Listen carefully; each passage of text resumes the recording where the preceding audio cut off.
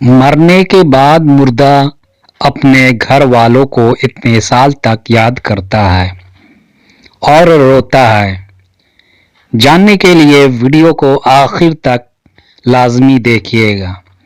بسم اللہ الرحمن الرحیم۔ دنیا اور آخرت کے بعد ایک عالم ہے جس کو برزخ کہتے ہیں۔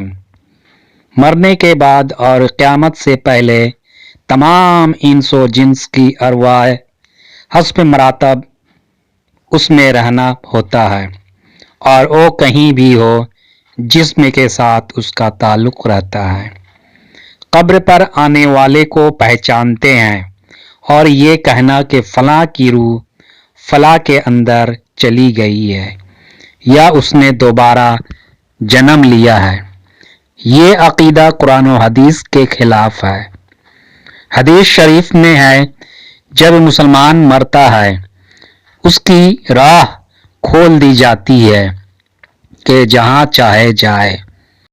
سعید بن مسیب رضی اللہ تعالی عنہ سے مروی ہے، حضرت سلیمان فارسی عبداللہ بن سلام رضی اللہ تعالی عنہ وہاں ملے۔ ایک دوسرے سے کہا کہ اگر مجھ سے پہلے کوئی انتقال کرے تو مجھے خبر دینا کہ وہاں کیا پیش آیا۔ یعنی فرمایا، ہاں، مسلمانوں کی روح جنت میں ہوتی ہے، انہیں اختیار ہوتا ہے جہاں چاہے جائے۔ کیا مرنے کے بعد مردے اپنے گھر والوں کو یاد کرتے ہیں؟ دیکھیں، جب کسی انسان کا انتقال ہو جاتا ہے تو وہ مرنے والا شخص کو یہ معلوم ہوتا ہے کہ ہم اس دنیا سے منتقل ہو کر اس دنیا میں یعنی عالم برزخ میں آتے ہیں، اور اس کو یہ ساری چیزیں یاد ہوتی ہیں کہ ہمارا گھر ہے، مکان ہے، رشتہ دار ہے، عزیز و اقارب ہے، اور ہماری بہن بھائی ہے، اور ہماری ایک خاندان ہے۔ اور یہاں تک کہ جب اس مردے کی روح نکل جاتی ہے، جب اس کو دفنایا جا رہا ہوتا ہے، تو پھر اس وقت وہ مردہ اپنی آنکھوں سے ساری چیزیں دیکھ بھی رہا ہوتا ہے، یعنی کہ اس کی جو روح ہوتی ہے وہ ان ساری چیزوں کو دیکھ رہی ہوتی ہے، اور اس کو یہ پتا ہوتا ہے کہ اب ہمیں کفن پہنایا جا رہا ہے اور اب ہمارے جنازے کو اٹھایا جا رہا ہے۔ لہذا نیک بندہ تو یہاں تک کہتا ہے، جب اس کے جنازے کو لوگ اٹھاتے ہیں تو وہ کہتا ہے کہ اے لوگو، جلدی مجھے لے کر قبرستان کی طرف چلو، اور بہت جلد مجھے میرے اصلی ٹھکانے میں یعنی قبر کے اندر پہنچا دو، کیونکہ اس کو موت پر ہی پتہ چل جاتا ہے کہ اس کا آگے ہونے والا کیا ہے، یعنی آگے آنے والا جو مرحلے ہیں وہ اچھے ہیں، اس کے لیے ہیں، آسان ہے یا مشکل ہے، وہ پہلے سے پتہ ہو جاتا ہے۔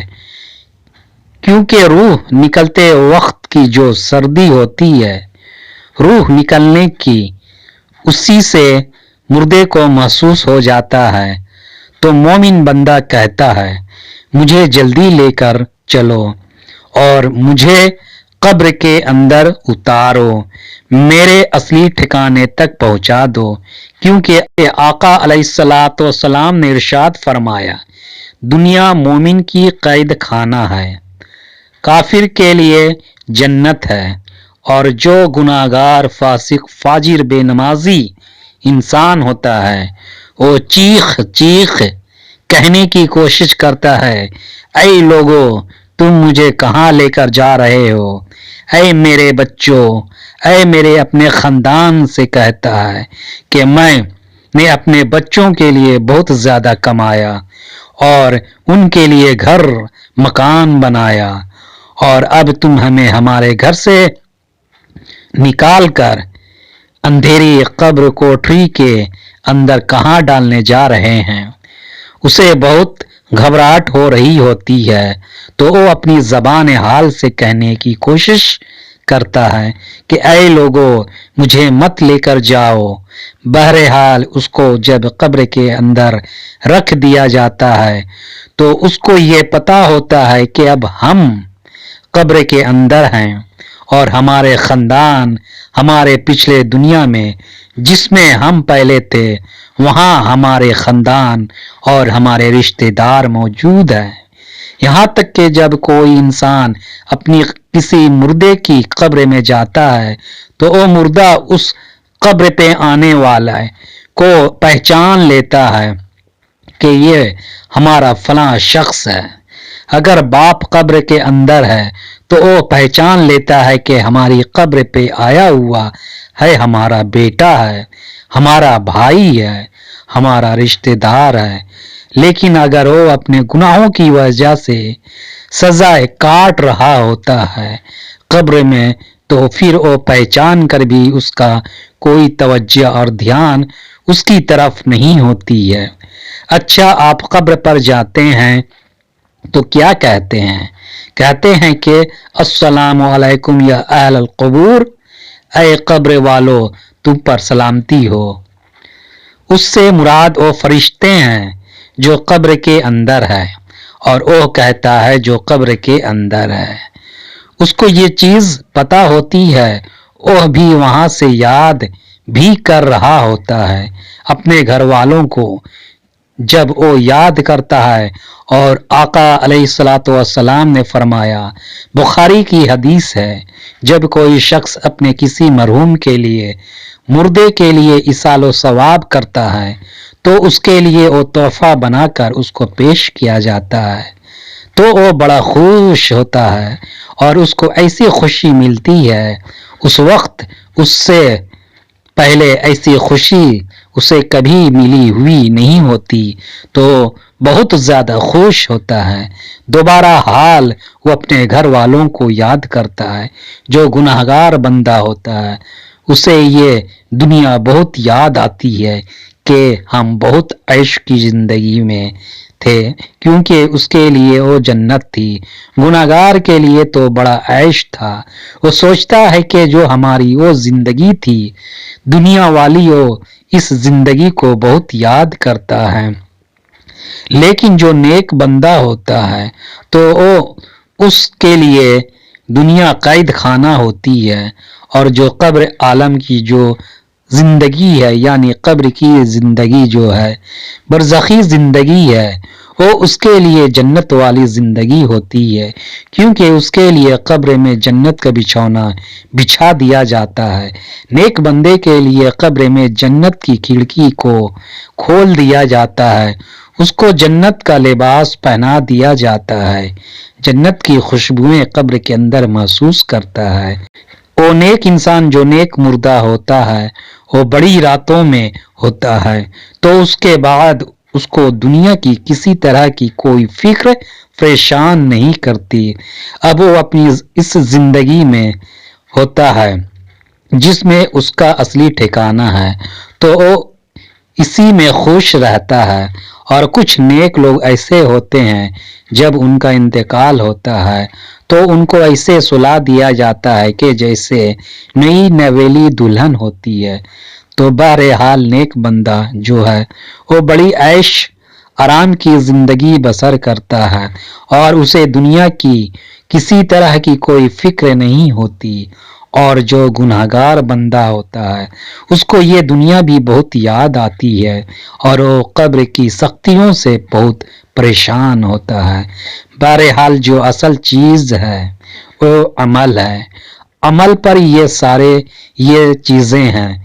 अगर इंसान के अमल अच्छे हैं तो मौत से अच्छी खबर कोई नहीं, और अगर इंसान के अमल खराब है तो मौत से बुरा उसके लिए पैगाम कोई नहीं है। कुरान मजीद में अल्लाह ताला का इरशाद है, तुम अपने रब से गिड़गिड़ा कर और आहिस्ता दोनों तरीकों से दुआ किया करो, बेशक वो हद से बढ़ने वालों को पसंद नहीं करता। नमाज जुमा रसूल सल्लल्लाहु अलैहि वसल्लम का इरशाद है, जो मुसलमान मैयत के नमाज जनाजा 40 नमाज अदा करें जो अल्लाह के साथ किसी को शरीक नहीं ठहराते, तो अल्लाह ताला इस मैयत के हक में उनकी सिफारिश को जरूर कबूल फरमाता है।